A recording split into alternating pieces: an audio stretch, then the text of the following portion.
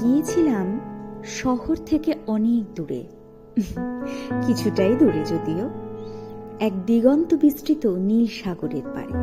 হ্যাঁ, ভাবতে পারেন ভুবনেশ্বর থাকার দরুন আমাদের যাত্রা পুরী পর্যন্তই বিস্তৃত, কিন্তু আজ এমন একটা জায়গার কথা বলবো সেখানে শুধু সমুদ্র নয়, তার সাথে যোগ হয়েছে বিচের ধারে সারিবদ্ধ টেন্ট হাউস।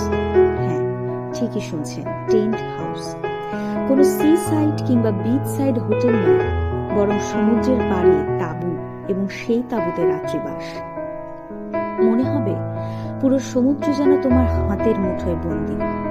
রাতের বেলা এক নাগাড়ে সমুদ্রের গর্জন এবং রাত্রির নিস্তব্ধতা যেন সৃষ্টি করে এক অপার্থিব পরিবেশ।